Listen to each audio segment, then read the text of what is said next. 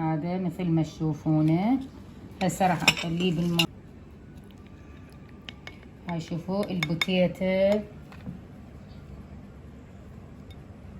البوتيتا شلون مستوية ذايبة. السلام عليكم. جيتكم اليوم بروتين الحديقة. بما انه عصرية والجو ما نقول حلو، لا يعني شوية بيه مجال، قلت خلي انظف الحديقة وياكم. شوفوا هي صايرة ما شاء الله هوسة ووسخة بيها كل العبر، فخلوني وياكم انظفها. يعني واحد يسوي واهس لله. بصراحة صار لي فترة ما مهتمة بيها، مثل ما قلت لكم نزلت الفيديو السابق. فان شاء الله اليوم انظفها وارتبها وازقيها، واخذ رايكم اذا اكو احد من البنات تعرف بالزرع شيء. عندي هذه قلت لكم عليها اللي زراعتهم. خلي بس افوت للحديقه واشوفكم اياها. عندي هذه التين والرمان هنا تين شو يبست فد مره. ما اعرف اذا احد يعرف بهذه السوالف، اذا بيها مجال. ما اعرف شو المزارع يقول لي لا بيها مجال، شو اني ما ادري، احسها ماتت. اللي يعرف بهذه الاشياء يا ريت يقول لي. هذه لا شويه يعني دبت بيها الحياه. هاي هنا انا قلت خلي اغسل وياي المده، مع طول غاسله الحوش غاسله الحوش. ايش تردين؟ هاي ليش لابسه النعل بالمقلوبه؟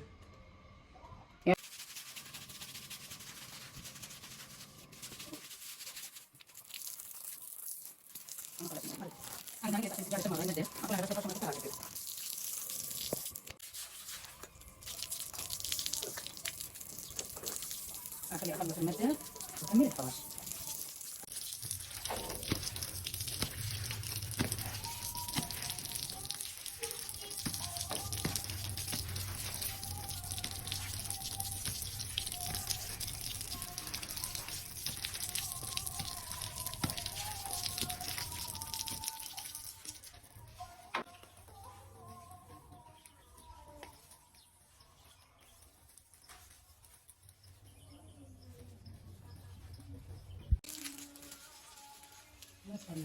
لا بس إيدك. هذه بوابة مالت الحديقة.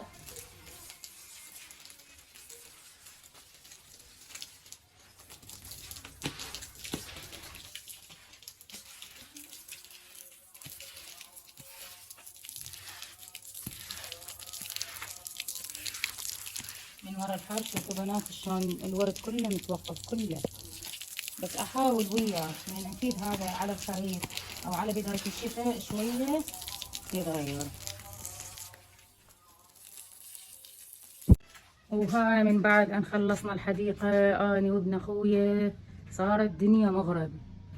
بلشنا العصر وللمغرب يلا خلصنا، ما خلينا شي ما غسلناه، ولو ظل ما يمكن مو كلش تبين. هذه مثل ما تشوفون.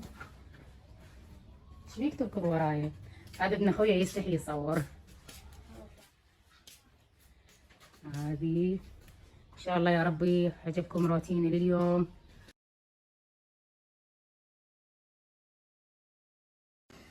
السلام عليكم. رجعت لكم من جديد من بعد ان كملت الحديقة وشفت الروتين مالتها. صح هو روتين بسيط بس حبيت اشارككم الروتين مالتي. جيت ثاني يوم قلت خلي اسوي فد غدا مختلف او اقتصادي، خلي اقول افيدكم بيه مثل ما انا استفاديت. بصراحه شفت الطريقه على اليوتيوب كلش عجبتني واقتصاديه. بصدرين دجاج فقط، هذا اللي تشوفوه تقدرون تسوون وجبه يعني طبق كبير العائله او حتى خطار، يعني لخمس سبع افراد بتكفيهم وتشبع. تردون تسووها ويا تمن، تردون تسووها بس بالخبز وكلش طيبه. انا جربتها وقلت اليوم راح اسويها واجربها قدامكم. هذه راسين بصل وبوتيتا عدد 2 كبار مثل ما تشوفون، وهذا صدر الدجاج واعتياد التوابل والحبشكلات مالتها. ابقوا وياي من اكمل الثرم راح ارجع لكم ان شاء الله. يا رب تعجبكم هذه الطبخه. وهاي رجعت لكم من بعد ان قطعت البصل، اريده يصير بهالشكل هذا رقيق حيل يعني كلش ناعم. تمام. والبوتيتا همينه اريدها كلش ناعمه يعني رفيعه خلينا نقول على مود تستوي بسرعه. تمام. هسه نجي على صدر الدجاج اقطعه بهالشكل هذا باي طريقه تردون. هيجي ووراها راح اشوفكم شنو اللي اسويه. هذه هسه اخلص الصدر من الدجاج اثنيناتهم، وورا ما اخلص ارجع لكم واشوفكم الطريقه اللي وراها. هسه ايش راح اسوي؟ شوفوا، جبت هذه قطعه النايلون، اي نايلون عندكم مو مشكله، وهذه المطرقه. تمام. ايش راح اسوي؟ راح اخلي صدر الدجاج بهالشكل هذا، خلي فد اثنين، خلي ثلاثة. تمام. واغلفه هيك. هو يفضل شفاف بس ما توفر عندي الشفاف، فراح اشتغل بهذا. هذه هيجي اطرقه، اعذروني من الصوت بس دا اشوفكم الطريقه مالتي، او الطريقه اللي تعلمتها. بصراحه طريقه كلش حلوه. هذه بس مجرد افتت الانسجه مال صدر الدجاج، هاي مثل ما تشوفون بهالطريقه هذه اتفتتت. هل اكملها؟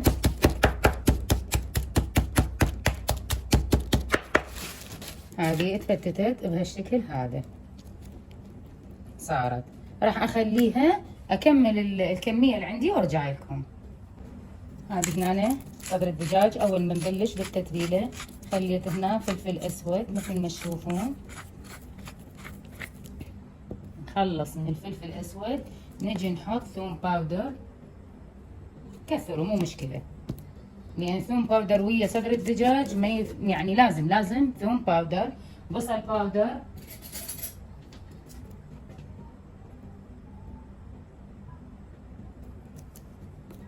زنجبيل، اكيد مثل ما كلنا نعرف دجاج يعني زنجبيل، بابريكا.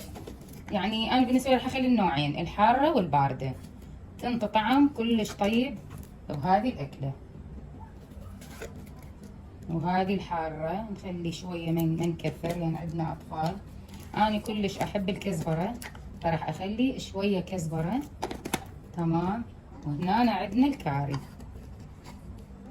هذا الكاري. اي توابل عندكم يعجبكم تخلوها خلوها، ما راح تقول لا هذه الاكله. تمام. واكيد الملح،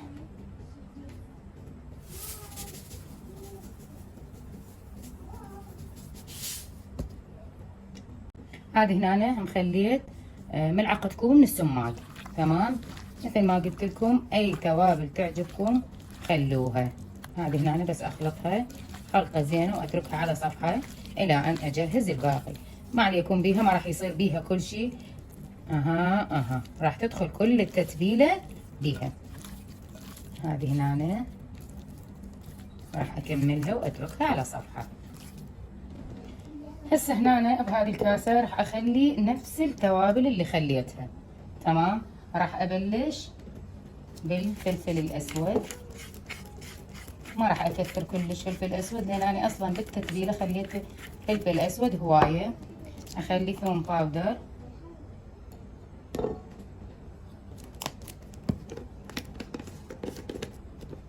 الملح،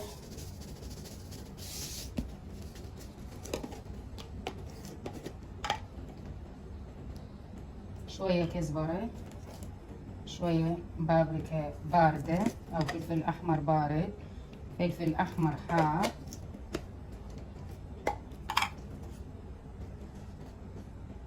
كاري، بصل باودر، وزنجبيل. تمام. هسه شو نخلي بعد وياه؟ اخلي وياه زيت زيتون. هنا انا خليت زيت زيتون تقريبا 3 فواشق 4 مال اكل، وهنا أنا خاشوقه مال دبس رمان. هذه الخلطه كملتها، ما اعرف يمكن ما لحقت اصور لكم السماق. هم خاشوقه كوب خليتها. هذه الخلطه صارت عندي. هسه راح تشوفون اني امن احتاجها. راح اجيب هذا الطبق،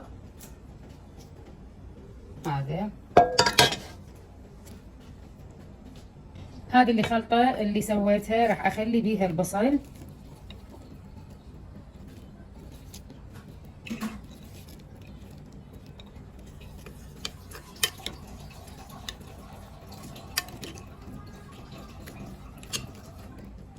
هذه واطلعها اسويها الارضيه. مثل ما شفتوا الخلطة اللي سويتها خليت بيها البصل وراح اخليها ارضية. هذا البصل البقى مثل ما تشوفون راح اخليه وياه. تحملونا هذه الفيديوهات لان بناتي وياي ان شاء الله يا ربي ما يأثرون على الصوت ولا الشرح مالتي. أنا أحب ترى أشرح كل شي بالفيديو على مود الأكلة توصل مثل ما أنا أسويها ونفس الطعم. قمت أشتغل بس باليسرى لأن عندي هذا الكيف انشق. هسه جينا للبوتيتا. البوتيتا ايش راح أسوي؟ هذه وحدة وحدة أدخلها بهذا هيك مثل ما تشوفون وأصفطها. أكلة صدقوا كلش بسيطة وما تاخذ وقت، بس أنا لأن تصوير أكيد أعدل الشغلة أضيف شغلة أسوي كذا فشوي تحسوها طويلة، بس هي ما تاخذ وقت أصلا، خصوصا إذا كانت الشغلات كلها مهيئيها ومحضريها، بس مجرد ترتيب. أكملها وأرجع لكم. وهذه آخر شيء البوتيتا خلصتها. هسه هذه البواقي مالت التتبيلة سويتها راح أخليها فوقاها. تمام. في هسه الدجاج اللي تبلته وياكم، هذه مثل ما تشوفون ايا كان شكله ما عندكم بيه اي مشكله. هنا انا راح اصفطه فوق. هذه مثل ما تشوفون دا اطلع لكم القطع مثل ما هي. احنا طريقتنا راح نصفطها، وصدقوا يعني هذا الطبق يكفي ما يقل عن 5-6 اشخاص صدقوا، لان طبق كبير مثل ما تشوفون. ما اعرف بالتصوير واضح لا. هذه راح اكملها وارجع لكم على مود لا يطول الفيديو. هذه هنا أنا من بعد ان كملت صدر الدجاج وخليته اخلي شويه زيت زيتون على مود يطري لي صدر الدجاج. بكيفكم تردون تستخدمون زيت عادي ماكو مشكله، بس انا لان متعوده ومعوده اهل بيتي انه يعني شويه اسوي الاكل خفيف. هذه اغلفها بهالشكل. حاولوا انه تتغلف كل زين. هاي اخليها بالفرن وارجع لكم ان شاء الله. وهنا من بعد ان طلعتها من الفرن بس اوخر التليفون. هذا شكلها. هسه ايش راح اسوي؟ عندي هذا الجبن، هذا موتزاريلا، راح اخلي وياه حليب. اللي عنده كريمه كيف، ما عنده مو مشكله. هذا بس مجرد اخلطه، هذا بس مجرد اخلطه مثل ما تشوفون.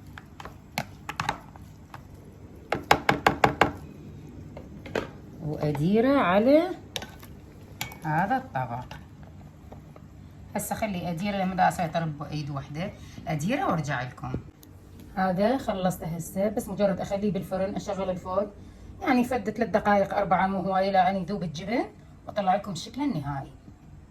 وهاي من بعد ان خلصتها وطلعتها من الفرن، شوفوا الشكل يحكي عن نفسه. تمام. ان شاء الله يا رب تعجبكم. هسه راح اقطعها قدامكم، راح اقطع من عندها.